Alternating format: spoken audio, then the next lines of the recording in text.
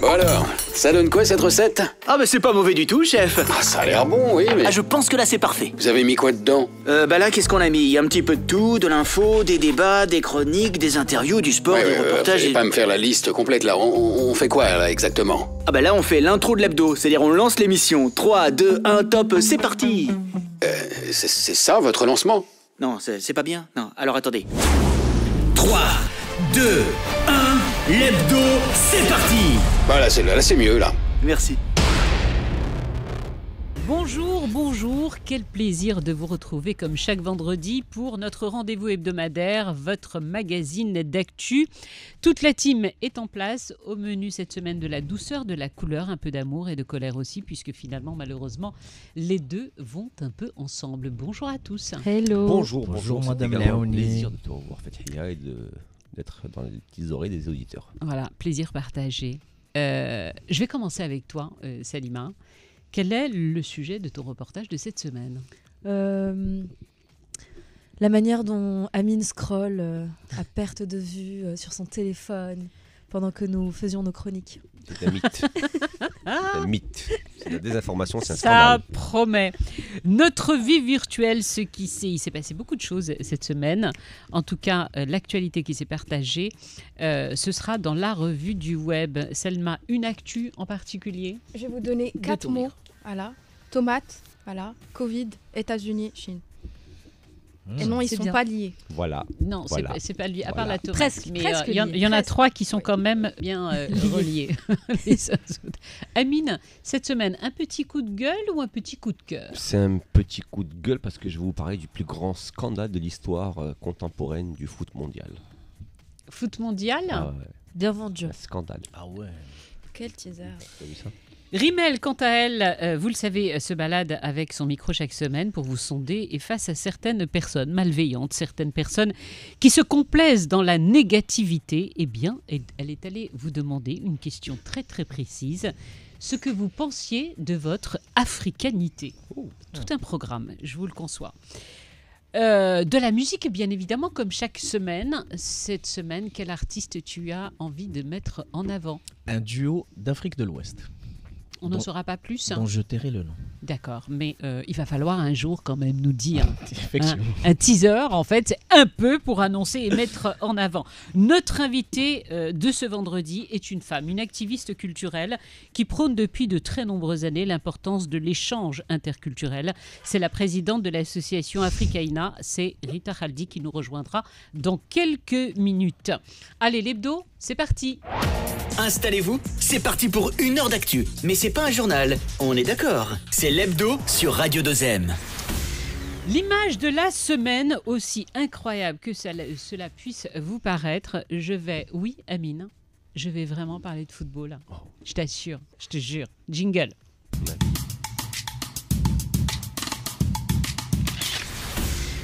Cette image s'est partagée à travers le monde entier. Je vous rappelle que vous pouvez la découvrir en ce moment même sur nos réseaux sociaux.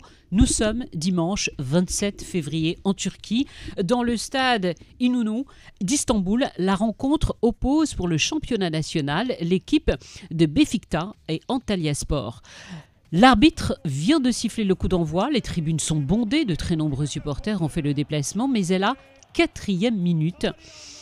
D'un côté du stade, celui des supporters du Beşiktaş, il va se passer quelque chose de totalement inattendu. Un homme, aux côtés de son fils, lance une énorme peluche sur la pelouse et des milliers de supporters vont en faire de même et suivre le mouvement. C'est une pluie de nounours de toutes les couleurs qui va recouvrir une partie du stade. Les joueurs s'arrêtent, certains applaudissent, d'autres ne comprennent absolument pas ce qui se passe. Cette opération avait été préparée de longue date par les supporters de l'équipe de Beşiktaş. C'est un hommage en fait, en soutien aux enfants des victimes du séisme. Toutes ces peluches, leur sont destinées pour leur apporter un peu de réconfort. Un dimanche de nounours, mais aussi de colère. Les supporters de l'équipe sont connus pour être proches de l'opposition et dimanche dernier, ils ont lancé un rare appel à la démission du gouvernement suite au séisme dévastateur qui a fait en Turquie, rien que pour la Turquie, pour rappel, plus de 45 000 morts, dont 20 Marocains et beaucoup d'orphelins. Vous avez vu ces images ? Oui, petite précision, le club s'appelle le Beşiktaş. Alors moi j'ai bien vu et j'ai mis le sonore pour voir comment on Beşiktaş. prononçait Beşiktaş. le Beşiktaş. Et quoi dire sinon que tu as tout dit. Tu as tout C'est dit, j'ai beau vu quand les images, même. c'est magnifique, effectivement. Voilà, c'est déjà arrivé parce qu'il y a eu, pas des tremblements de terre, mais il y a déjà eu des grosses catastrophes dans les stades de foot, notamment le Heysel. Il y a eu, voilà, dans l'histoire du foot, il y a eu des effondrements de tribunes, il y a eu des envahissements de terrain, il y a eu des morts. Et donc par la suite, il y a eu des actions comme ça en fait, pour rendre hommage aux victimes.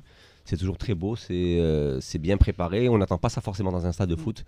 Et quand ça arrive, ça touche particulièrement. Et puis on voit surtout la surprise de l'équipe adverse Bah qui oui, elle parce n'est que effectivement absolument au courant de pas rien. au courant de Et rien, les joueurs, effectivement. alors ceux de l'équipe, eux qui applaudissent, leurs supporters, et puis les autres qui sont là debout C'est ça. complètement Je perdus. veux juste rappeler qu'il y a un joueur marocain, le capitaine de l'équipe nationale du Maroc, qui joue à Beşiktaş, donc c'est Romain Saïs.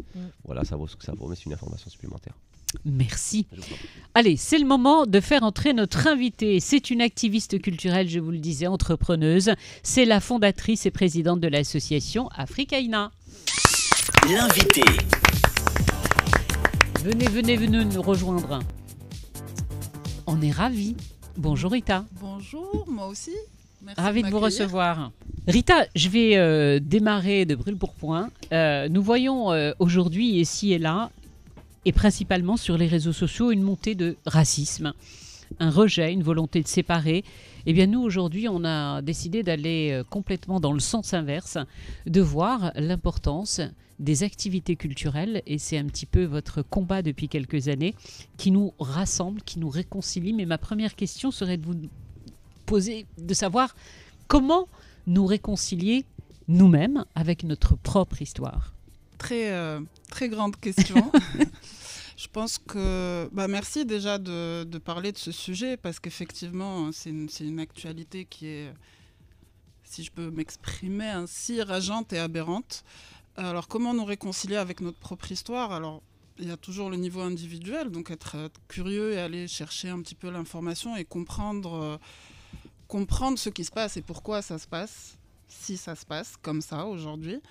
Mais aussi, nous, quand je dis nous, donc moi, avec mes collaborateurs ou les personnes qui évoluent un peu dans le même écosystème, donc culturel et artistique, c'est plus aller, nous on est plus intéressés par comprendre notre histoire à travers soit nos rythmes, nos musiques, nos instruments de musique, nos comportements sociaux. Et donc je vais faire un énorme raccourci pour dire que personnellement, à travers donc les activités, les recherches qui ont été menées ces dernières années, nous sommes au Maroc, oui, nord-africains, mais nous sommes aussi ouest-africains quand on est curieux et qu'on va voir un petit peu, qu'on va à la rencontre des autres populations au sud du Sahara, de comprendre un petit peu qui ils sont aujourd'hui, quelle est leur histoire et leur pratique, on va dire. Et en fait, au-delà d'être dans la recherche, on le sent, on le vit au quotidien, on est très très proches. Quand vous parlez justement de musique, et vous êtes baladé un petit peu partout, ces sonorités en fait de chez nous, vous les retrouvez obligatoirement ailleurs ? Oui, on les retrouve, on les entend, et puis inversement, quand il y a dans les audiences ou dans les publics d'autres nationalités ou des ressortissants d'autres pays d'Afrique du Sud, du Sahara, quand ils écoutent nos musiques, ils se retrouvent facilement et spontanément dedans. Donc, la musique permet de ne pas avoir ces barrières-là et puis de se rendre compte aussi facilement que nous sommes cousins, j'ai envie de dire. Alors, quelque chose qui n'existait pas auparavant, mais que l'on voit ces dernières années, mais là, je ne vais pas parler que du Maroc, mais un peu partout d'ailleurs, c'est cette différence de couleur de peau. Ça vous révolte ? Bien sûr.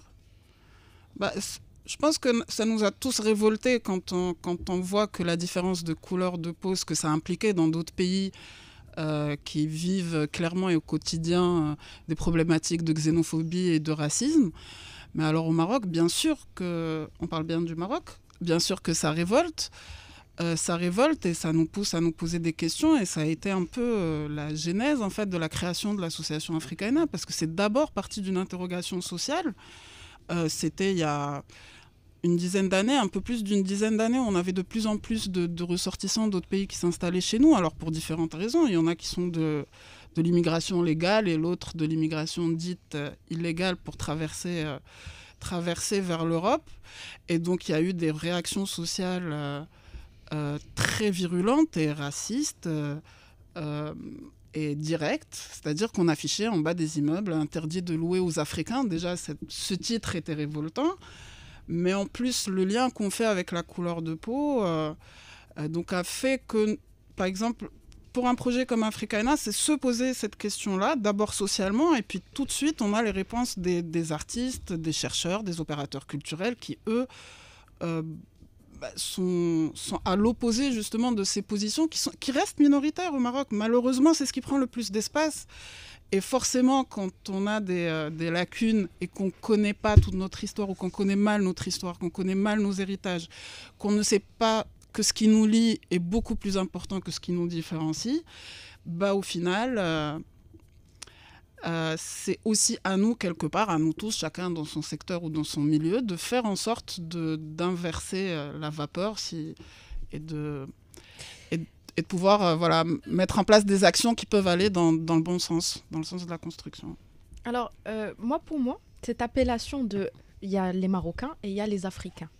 Et on a tendance à quand on parle des personnes d'Afrique subsaharienne, on dit c'est les Africains. Et pour moi, ça témoigne d'un vrai détachement qu'on a en fait que ce soit notre origine ou notre localisation géographique. Parce que, interdit de louer aux Africains. Les Africains, c'est les Marocains. On a l'impression de considérer l'Afrique du Nord comme, je sais pas moi, une partie de l'Europe ou... J'ai l'impression qu'il n'y a pas un terme pour spécifier en fait c'est les subsahariens, c'est-à-dire dire noir en arabe c'est kal au marocain, alors qu'il y a des Marocains qui sont noirs depuis des millénaires. Quand tu dis africain, non, on est africain, donc il n'y a pas un terme pour dire les subsahariens en fait dirigeants. Pourquoi il devrait y avoir un terme ? Il n'y a pas de problème à l'avoir. Mais moi, je suis pas d'accord avec vous. Je trouve qu'on en fait toujours un peu. Je me demande si on n'en fait pas un peu trop avec ces histoires d'africanité, comme si on était. Je suis d'accord avec ce que vous dites, mais je veux un peu. J'ai peur des mots parce que c'est. Non, vas-y, on t'écoute. Voilà, le poids des mots est important. Pas une bêtise près. Ouais, je suis pas une bêtise près. Non, je suis très sérieuse. En fait, il y a évidemment, d'un point de vue géographique, il y a l'Europe, il y a le Maghreb, et puis il y a le reste de l'Afrique. C'est une réalité géographique. Il y a un Maghreb qui existe. Après, je me demande si on est obligé tout le temps de rappeler cette africanité, cette marocanité africaine, parce que les Européens n'en font pas autant. Ah si. Non. Ah si, quand on parle de pas du de tout. Moi, l'Europe. je trouve que c'est tellement naturel qu'on n'est pas obligé de le dire en fait à tout va. C'est tout. C'est mon avis. Alors, j'ai envie de réagir à... Allez-y, réagissez à qui vous voulez. Déjà, par rapport à l'appellation et la situation géographique et le terme les Africains, c'est les autres... Déjà, c'est une aliénation qu'on a en Afrique du Nord, même pas au Maghreb, pour que les Africains soient les autres. Et j'estime que ce changement, il a dû être opéré dans un siècle et demi les plus récents, ce qui est une période de notre histoire qui est très très courte. Alors je me demande comment on s'appelait entre nous avant cette période. Déjà, l'appellation Maghreb, je me trompe peut-être pas, c'est pas venu des Africains du Nord pour nous appeler Maghreb, c'est toujours venu de l'extérieur. Donc, et l'Afrique est organisée aujourd'hui où comment on peut... Parce que même parler des subsahariens, c'est un terme fourre-tout. Donc, même moi, personnellement, aujourd'hui, j'ai du mal à... Déjà, j'évite de parler des Africains à l'opposé de nous, des Africains du Nord, parce qu'effectivement, c'est pas correct. Maintenant, par abus de langage, encore une fois, on parle des Africains subsahariens et c'est pas bon non plus. Mais par contre, on a bien des sous-régions en Afrique. On parle d'Afrique du Nord, Afrique de l'Ouest, Afrique centrale, Afrique de l'Est. Australe, Afrique de l'Est. C'est pas marqué sur leur front. Non, mais c'est-à-dire... Pour pouvoir les différencier. C'est-à-dire, il faut aussi faire attention parce que à une époque, et très très récente, tous les Noirs venus de cette région-là de l'Afrique qui s'installaient au Maroc, pour les Marocains, c'était tous des Sénégalais.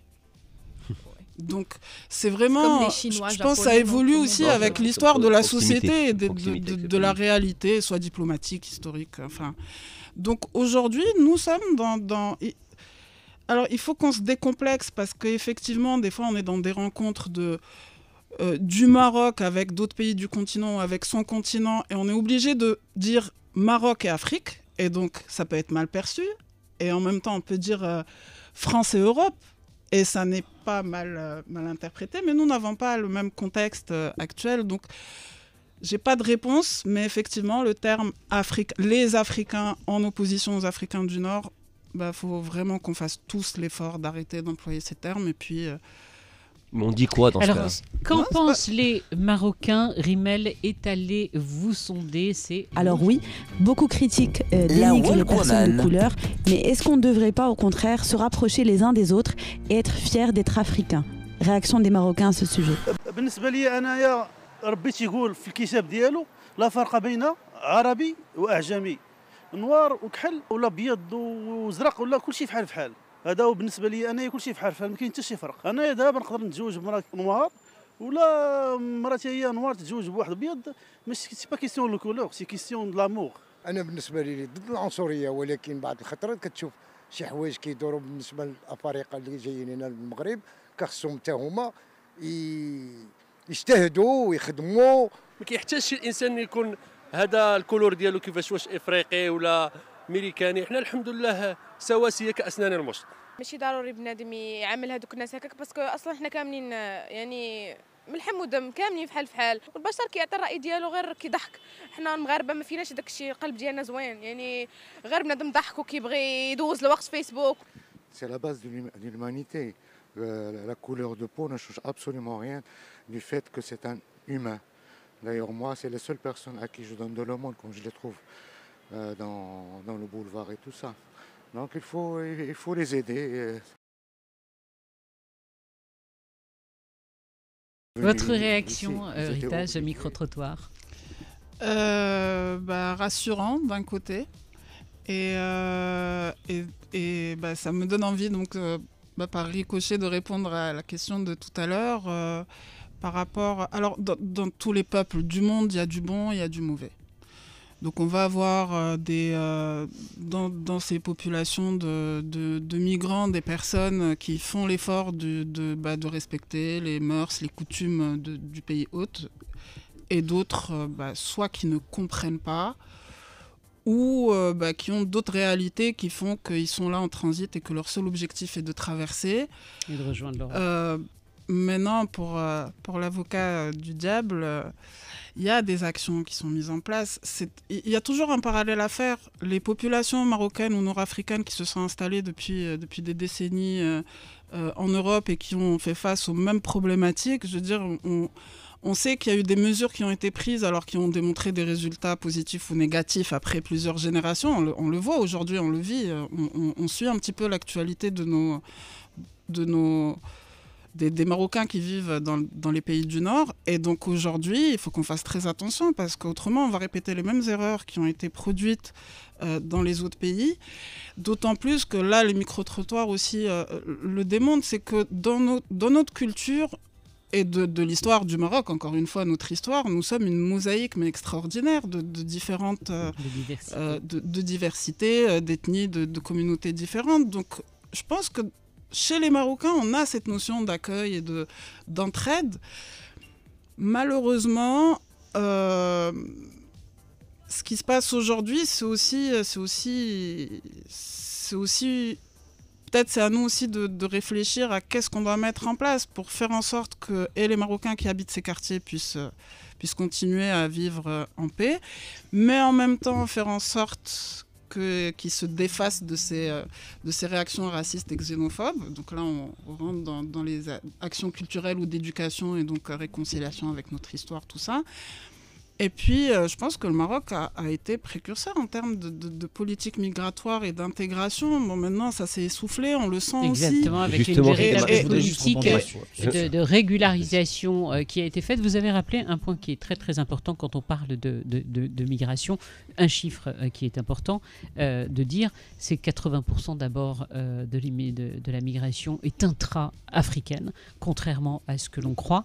Et d'autre part, effectivement, il ne faut pas qu'on oublie non plus ces migrants quand ils partent, soit pour des raisons climatiques, de sécheresse, de vulnérabilité, mais également qu'on ne s'oublie pas nous-mêmes. Nous aussi, nous avons vécu des vagues migratoires des plus importantes dès la fin des années 50. Il y a beaucoup de Marocains qui font ce qu'est notre diaspora dans le monde aujourd'hui. Ils ne sont pas partis dans les mêmes conditions. Ouais, détrompe-toi.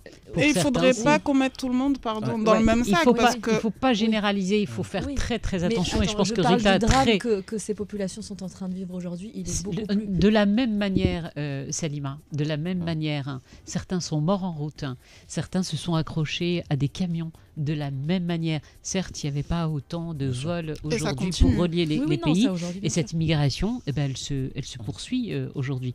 C'est pas les seuls. Et puis quand on quitte sa terre, quand on quitte sa maison, quand le déchirement de quitter une famille, ils ne le font pas par hasard. C'est pas juste allez hop, je vais voir si le vent est plus doux ailleurs. Vous, Rita, à travers votre association africaine, est-ce que vous pourrez nous parler un petit peu des actions que vous avez menées? Vous êtes, il y a eu notamment, je crois, si je ne dis pas de bêtises, en 2020 ou 2021, des podcasts qui ont été faits où vous êtes allé à la rencontre de plusieurs artistes.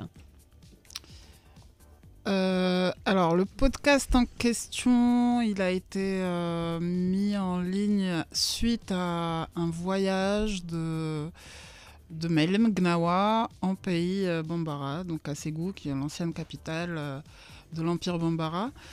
Et je vais faire une parenthèse par rapport à l'africanité, à la culture et comment on peut le sentir.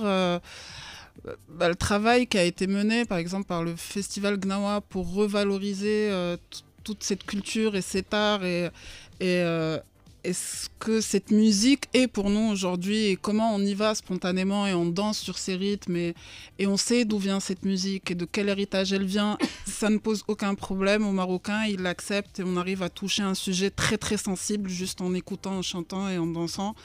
Et pourtant, c'est une histoire qui est très très profonde, très très lourde et qui peut expliquer beaucoup de choses. Et donc, par opposition, quand on se pose cette question-là ou ces questions-là en dehors de cet environnement, ça devient beaucoup plus compliqué d'en discuter ou d'en parler, alors qu'on a des choses très concrètes qui se passent. Et donc, pour revenir à ce podcast, c'était Medil Kindi qui avait fait la couverture de cette rencontre. Et donc pour nous, ça a été une première parce que c'était pas un voyage pour aller faire un concert, ou c'était vraiment une rencontre et parler de cet héritage Gnawa au Maroc par les porteurs de cette culture-là et d'aller à la rencontre d'autres confréries qui viennent de ces pays-là. Et alors le climax était quand les représentants de cette culture gnawi arrivaient à traduire des textes qui chantent et qui rechantent, qui se passent de génération à une autre et donc cette mémoire orale vivante qui enfin trouve une explication aux textes qui sont chantés spontanément donc oui, c'était une expérience extraordinaire. On continue de travailler sur cette question. On a réajusté un petit peu en fonction de cette première expérience et donc là on rencontre Mehdi Nassouli qui est un grand artiste et qui nous a beaucoup accompagnés sur ce projet. Donc là, on a encore les 2 semaines prochaines. On continue ensemble ce travail-là en espérant pouvoir en sortir quelque chose de bien pour les audiences marocaines et pour un peu mieux partager cette expérience. En tout cas. On va aller voir ce qui s'est passé cette semaine dans le monde virtuel. Le débat continue sur l'affaire Saad Mjarred. On a vu de tout et n'importe quoi ces derniers jours. Nous avons déjà évoqué le sujet la semaine dernière, donc nous n'y reviendrons pas. Mais du coup, c'est ce satané Covid qui est revenu sur la toile. Jingle. Les nouvelles du web avec Salma. En ouverture, cette semaine, cette déclaration qui est choquante pour certains et pas tellement pour d'autres. Alors je vais vous lire la publication du FBI lui-même. Le FBI a évalué depuis un bon moment que les origines du Covid-19 proviendraient probablement d'un incident de laboratoire à Wuhan en Chine. Voilà. Le FBI a aussi mentionné que Covid était une arme destinée à tuer des millions d'Américains. Et en un rien de temps, eh bien, cette nouvelle elle est devenue aussi virale que le virus qui nous a empoisonné la vie. Et pourtant, cette supposée origine du virus, eh bien, il y a un grand nombre d'internautes qui l'ont vu venir il y a très longtemps. Alors, souvenez-vous de la pas si belle époque de la pandémie. On a tous vu tout type de théories du complot, notamment celle comme quoi c'est la Chine qui a fuité le virus et voilà. Et aujourd'hui, ceux qui avaient autrefois été taxés de complotistes et dont les publications et les commentaires ont été supprimés par beaucoup de réseaux sociaux, eh bien, ils ont bien pu s'insurger sur la toile. Les complotistes avaient donc raison. Complot hier, vérité aujourd'hui, ont tweeté ces deux internautes. Pour ce troisième, un brin ironique, quelle est la différence entre vérité et théorie du complot? 2 à 3 années de différence. Voilà. Alors, évidemment, les complotistes ont brandi la carte du « on vous l'avait bien dit ». Cet internaute a tweeté « Je viens de lire que les vaccinés reprocheraient aux non-vaccinés de ne pas les avoir suffisamment prévenus ». Voilà. Après, à côté des complotistes, on découvre les nihilistes comme ce monsieur qui nous dit « Mais qui en a quelque chose à faire de l'origine du Covid ?» Voilà. Bref, en attendant de voir jusqu'où la théorie du complot va grandir, on va s'intéresser à quelque chose qui est en train de diminuer. Voilà, le prix des tomates. C'est vrai que la transition n'était pas facile, celle-là. Là. Je suis creusé le cerveau. Du Covid et du FBI à la tomate. Alors, il y a eu beaucoup d'enquêteurs sur les prix. Après un large mécontentement populaire autour de la hausse des prix, je pense on a tous suivi, voilà. La hausse des prix de cette denrée alimentaire a bien prouvé que la tomate était un fruit. Voilà. Le prix de la tomate connaît en cette veille de cette Ramadan une baisse qui enchante beaucoup, comme cet internaute qui a posté une photo de son marché local en citant que la tomate y coûte 5 dirhams. À ce prix quand même, la tomate revient de loin. Souvenons-nous encore qu'il y avait juste 2 semaines, à l'occasion de la Saint-Valentin, le Marocain aurait presque pu remplacer le bouquet de fleurs par un bouquet de tomates, comme l'a suggéré cet internaute. Voilà. Après, nous, mortels du 21e siècle, on en a vu des choses. On a assisté à la pandémie, à la guerre russo-ukrainienne, à l'intelligence artificielle, mais plus important,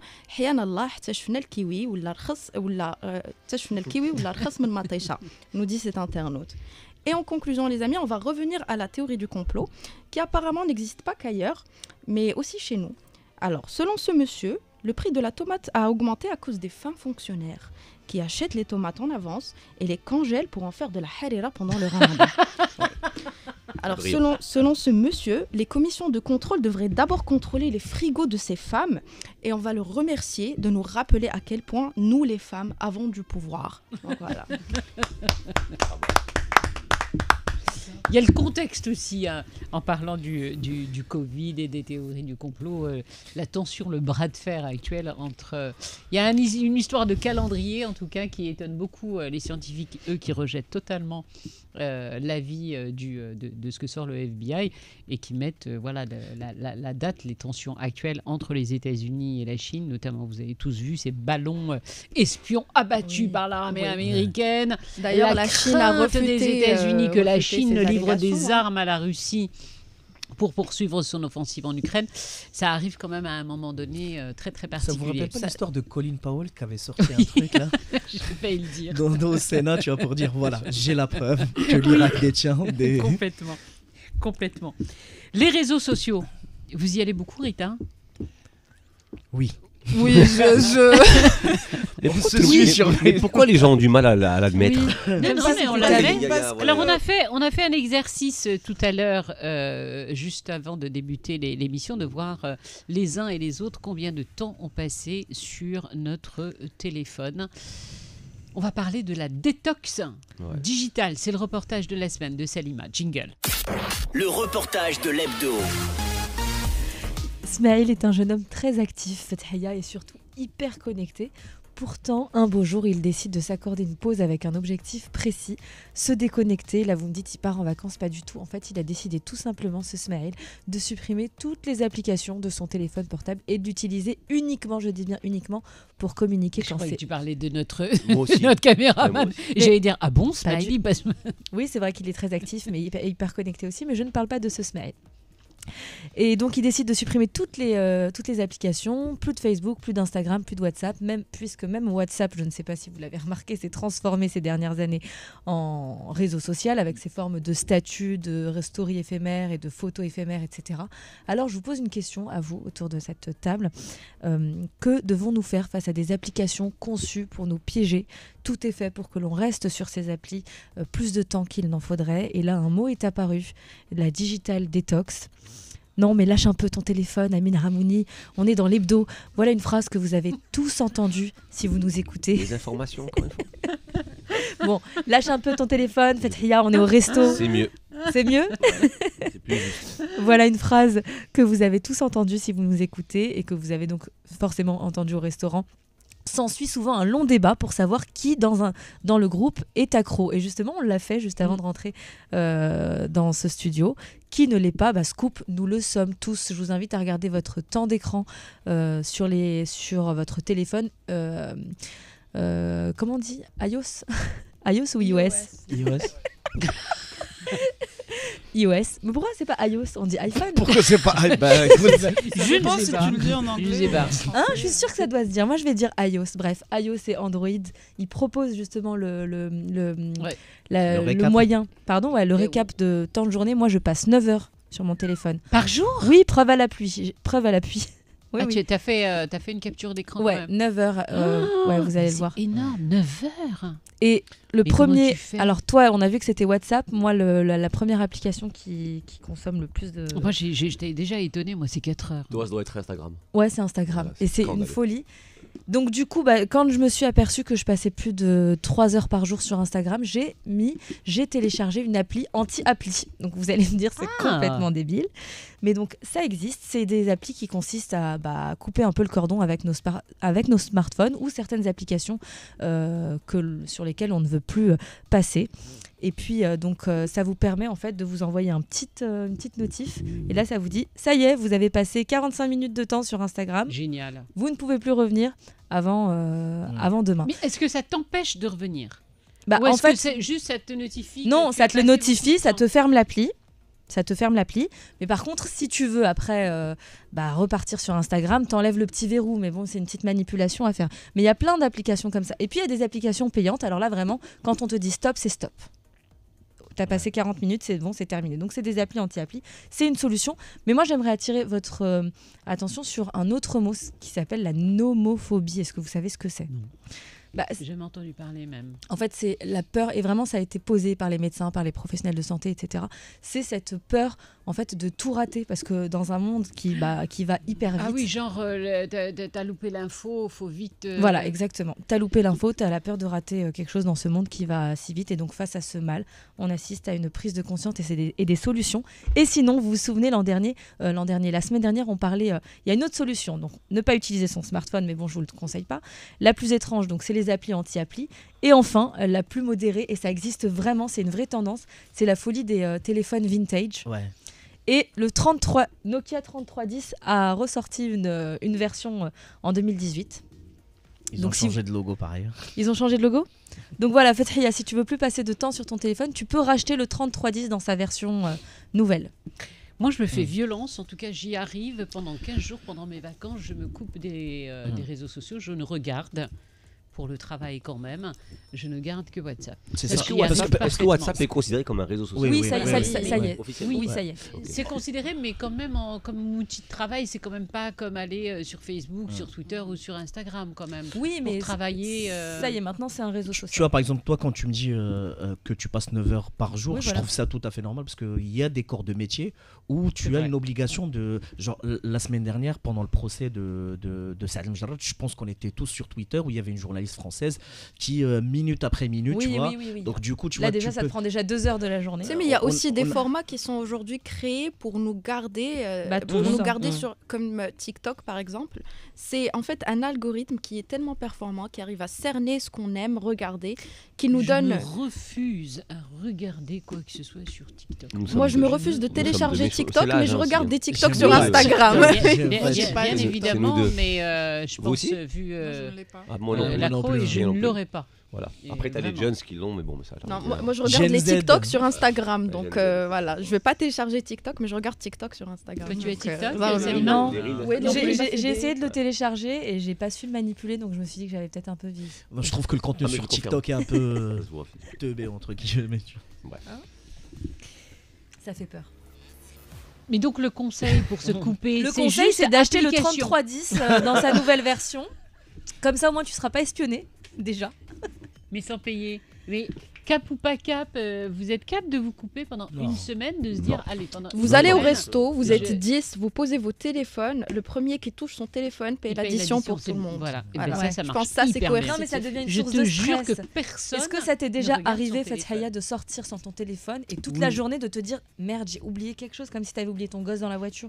C'est pareil. Ouais, mais là je vais dîner quand même et voilà. Ce qui est beaucoup plus problématique, c'est quand je l'oublie pour venir travailler. Là, c'est l'horreur. Parce qu'effectivement, les téléphones fixes, voilà quoi. Vous êtes pareil? Ce que j'essaye de faire, c'est en fin de journée de poser mon téléphone. Alors, qui sonne, qui ait des notifications, c'est de l'oublier un moment et c'est reposant. Parce que et vous y arrivez? Oui. Alors, rarement. mais les fois où je décide de le faire, oui, je le pose, je l'oublie et puis je reprends s'il y a des appels, des messages plus tard. Mais en fin de journée, pas pendant la journée. Et pourquoi je réfléchissais si oui ou non je passais beaucoup de temps sur les réseaux sociaux, je me rends compte qu'en fait, je ne suis pas active dans le sens où je ne poste pas grand-chose.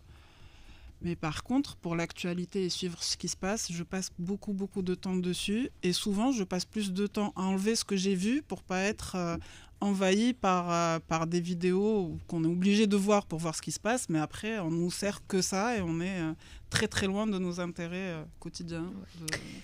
Allez, on enchaîne tout de suite avec le billet de Amine Rahmouni. Il a dit quoi? Il en pense quoi, tu penses? J'ai pas entendu. C'est quoi le sujet? Taisez-vous! Quoi? C'est le billet de Amine. Quel est donc ce scandale planétaire?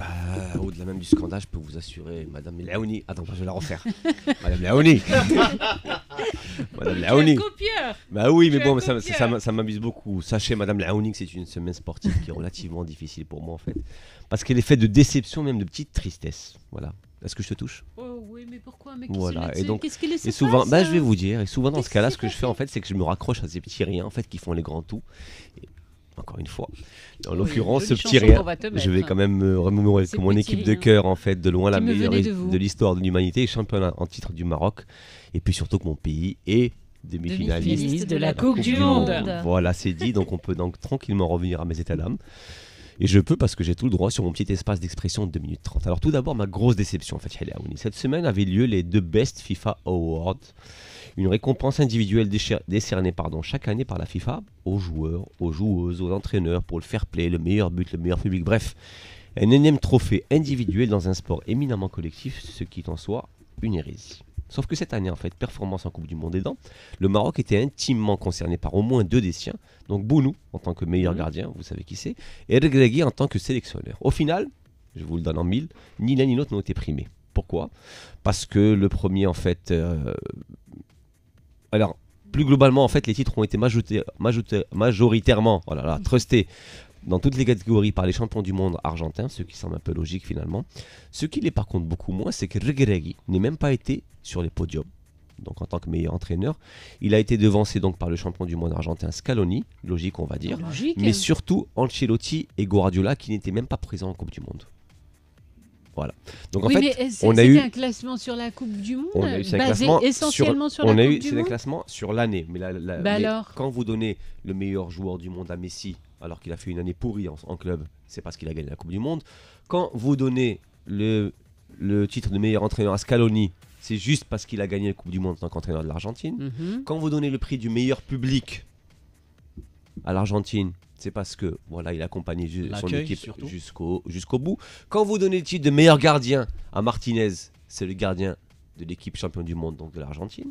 Ok.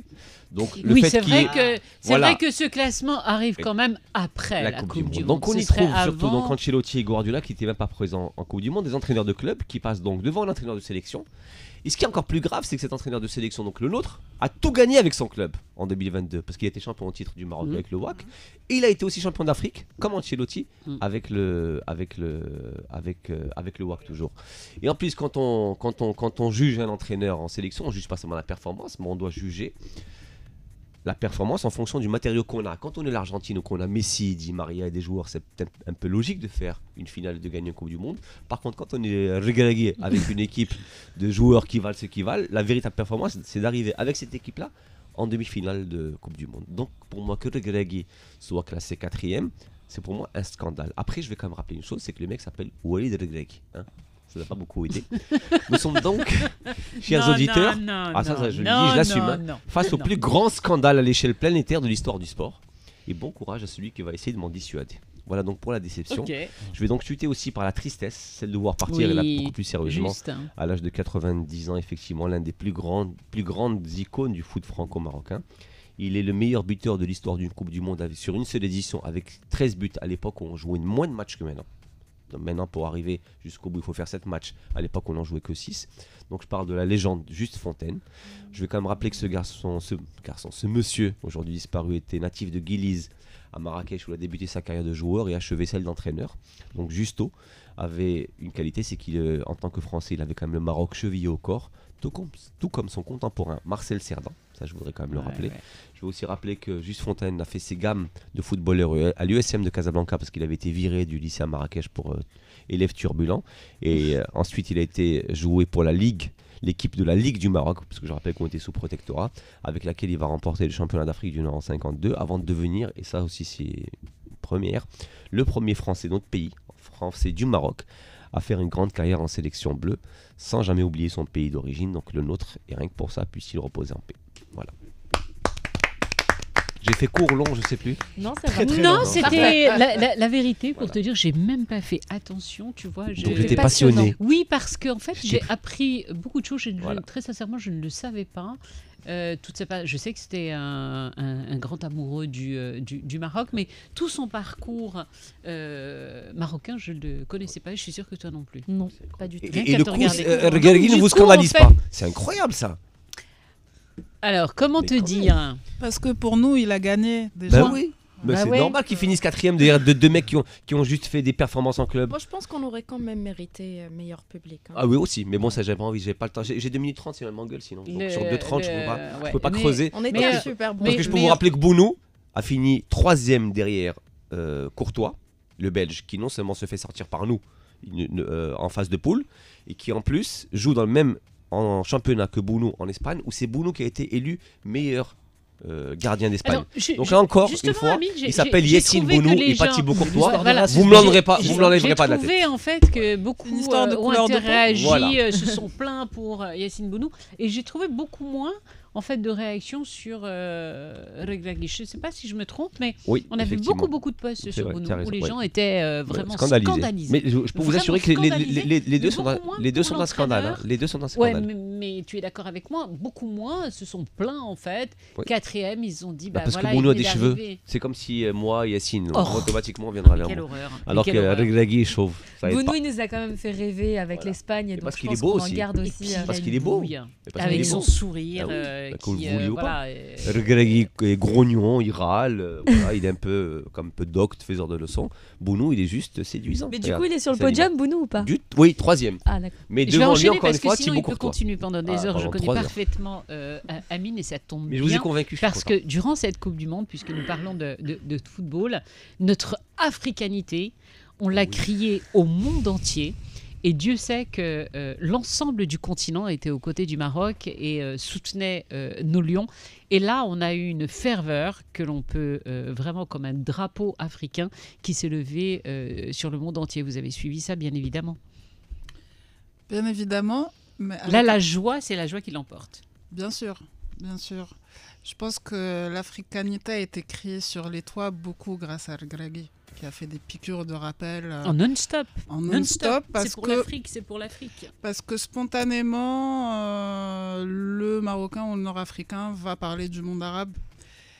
Et alors oui, c'était un signal fort, mais de l'autre côté, je ne sais pas si vous avez vu un petit peu ce qui... Il y a eu des débats sur les réseaux sociaux où ça serait... J'ai peur de me tromper, mais c'était plus des commentaires d'Africains anglophones qui étaient... voilà, qui faisaient justement référence à l'équipe de France qui est plus représentative que... voilà, c'est une petite parenthèse. Vrai, et donc, voilà, c'est des commentaires que j'ai lus, je me suis dit, oui, mais en fait, ça va... C'est peut-être à l'opposé de ce que nous pensons, nous, comme africanité que nous avons créée sur le toit du monde. Donc voilà, petite parenthèse. Rita, prochain rendez-vous au Maroc qui célébrera le continent. C'est un rendez-vous des plus attendus. On en reparlera bien évidemment dans les prochains mois, mais je sais que l'équipe est déjà... au taquet pour bosser dessus. C'est la 24e édition du festival Gnawa et musique du monde à Essaouira. Ça y est, vous bossez ? Vous êtes mis au travail ? Heureusement. Hein, depuis un bon moment, là. Je pense que pour avoir une édition de festival, quel qu'il soit, le travail commence... bien avant. Très, très tôt. Très, très en avance, oui. Et ce sera au mois de juin. Du 22 au 24. Prochain. On en reparlera bien évidemment, mais pour le moment, c'est le moment de parler de musique, voir quel est l'artiste qu'a choisi Yacine cette semaine. Jingle. Radio 2M, la pépite de Yacine Tabouktir. Madame Laouni, il y a de cela une vingtaine d'années, j'habitais en France et plus précisément à Rennes. J'étais en fac de psychologie et mon rêve était de devenir criminologue vu que j'étais un grand fan de l'œuvre de Thomas Harris, l'écrivain américain qui nous a pondu entre autres les romans mettant en scène le divin Hannibal Lecter. Et c'est vrai que j'ai délaissé la psychologie pour la musique où j'ai eu la chance de collaborer avec plusieurs artistes issus d'univers et de territoires divers comme l'exceptionnel groupe Deba Demba, créé par Abdoulaye Traoré à la guitare et qui nous vient du Burkina Faso, et Mohamed Diabé au chant qui est malien. De l'afrobeat au blues en passant par le rock ou la rumba, les deux hommes se rencontrent à Paris dans le quartier de Belleville et font vite affaire. Depuis, ils n'arrêtent pas de nous pondre des pépites comme cette magnifique version acoustique de Touma enregistrée dans les rues de Paname. Bref, le mec et comme je vous laisse avec Touma de Deba Demba.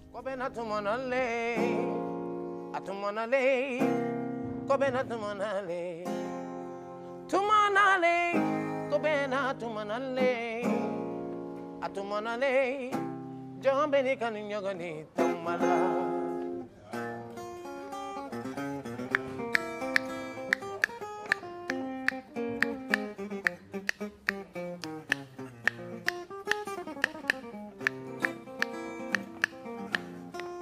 Kobena tumanale, kobe dumawatife. Atumanale, kobena tumanale, kobena watile do. Atumanale, kito de miseniala, akili benna mogovayala. Vous les connaissez, Rita ? Je découvre avec beaucoup de plaisir. Vous savez, dans l'hebdo, il nous reste exactement 2 minutes 30. C'est notre invité qui referme l'émission avec une carte blanche. Vous avez le droit de nous dire ce que vous voulez et de transmettre le message que vous souhaitez. Vous avez 1 minute chrono, top chrono lancé. Il fallait me prévenir pour préparer. Non, surtout pas. Sinon, on perd tout. Peut-être revenir sur le sujet... principal qui est cette histoire de couleur de peau, de noir pas noir, et de juste peut-être qu'il est important de nous rappeler qu'on est tous métissés dans ce pays et c'est ce qui fait notre force. De rappeler aussi que peut-être que ces gens... Est-ce que, je pose cette question-là, est-ce qu'on a la même réaction face à un noir américain que face à un noir de notre continent ? Et puis, rappeler aussi qu'il est important de travailler sur les questions d'éducation et de culture. Alors, la culture et les arts, c'est transversal. Et donc, sur un sujet, on peut en toucher 10 autres et proposer des solutions. Donc, pour que je ne me perde pas. Donc, il faudrait qu'on fasse cet effort-là de se de soit essayer d'apaiser un petit peu cette partie de la population marocaine qui est, j'ai envie de dire, à côté de la plaque par rapport à ces réactions-là, mais aussi de prendre au sérieux ces questions d'intégration, même si c'est aussi un terme qui est sujet à débat, mais de faire en sorte que tous les peuples qui viendraient au Maroc, quelles que soient leurs origines, puissent trouver une terre d'accueil, ce qu'a toujours été le Maroc, et c'est pour ça qu'on est tous là aujourd'hui. Et puis faire en sorte aussi qu'on puisse aussi aller à la rencontre de ces populations africaines et de leur parler et de partager avec eux notre culture, parce qu'ils ne nous connaissent pas non plus. Et nous ne les connaissons pas non plus. Et nous ne les connaissons plus. Pas. Nous les connaissions, nous connaissions entre nous, ça j'en suis convaincue, et que voilà, il y a une barrière qui a été imposée, qui est cette barrière saharienne, qui était plus une mer d'échange, et c'était ce qui nous liait. Aujourd'hui, c'est une vraie barrière, et je pense que les conséquences sont beaucoup plus dangereuses que ce qu'on peut imaginer aujourd'hui. Et donc aujourd'hui, si on est contre des migrants dits clandestins, parce que on devrait, dans un monde idéal, pouvoir circuler là où on veut, quand on veut, et s'installer où on veut, mais si aujourd'hui on laisse passer cette situation sans la soigner, demain, ça sera le tour des migrants réguliers et légaux, et le surlendemain, ça sera le tour de la population pauvre marocaine, et le surlendemain, en fait, c'est-à-dire, voilà, ça sera une catastrophe sans fin. Mais je pense qu'on a les moyens, on a la volonté, on a surtout la culture de pouvoir soigner ça. Alors faisons-le, chacun à son niveau. Elle est pire que toi, dis donc, tu lui donnes 1 minute, elle en fait 5. Pardon. Des informations, encore une fois, je suis fatigué. Merci infiniment d'avoir été avec nous, Rita. J'espère que vous reviendrez. Si vous m'invitez, avec grand plaisir. Oui, bien évidemment. On va tous regarder par là-bas. Un énorme merci de nous avoir suivis. On se retrouve bien évidemment vendredi prochain. Bye bye.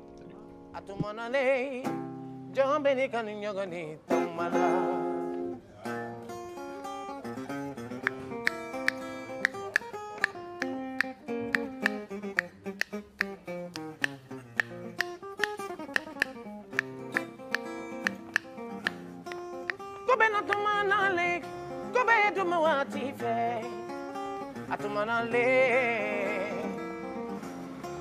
Kobe na tumanale, kobe na wati le do, atumanale. Kito de miseniala, akili benna mugovayala, atumanale. Kito de miseniala, akili benna mugovayala, kobe na tumanale. Kaneto de miseniala, akili tumina chemugovayala, atumanale. Kito gitari garana, akili benna gitari fobala, ni benna tumanale. Ko benna watile, tumanale. Ko benna watile, ko benna watile.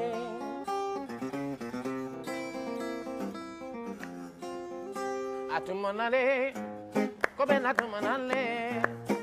Atumanale, kobena tumanale, tumanale, kobena tumanale, atumanale, jambeni kaninyogani tamala.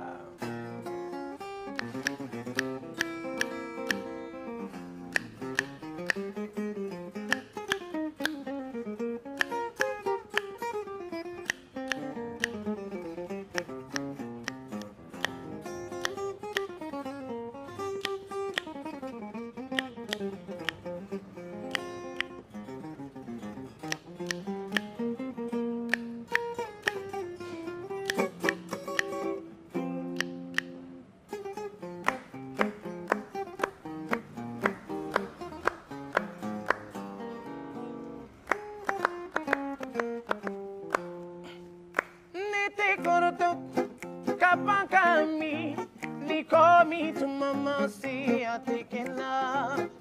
Nete korto, Kapakami, Nikomi to mama say a tikina.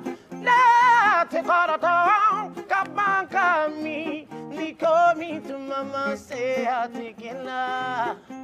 Ne te koroto kabanka mi ni komi tu mama se atikela.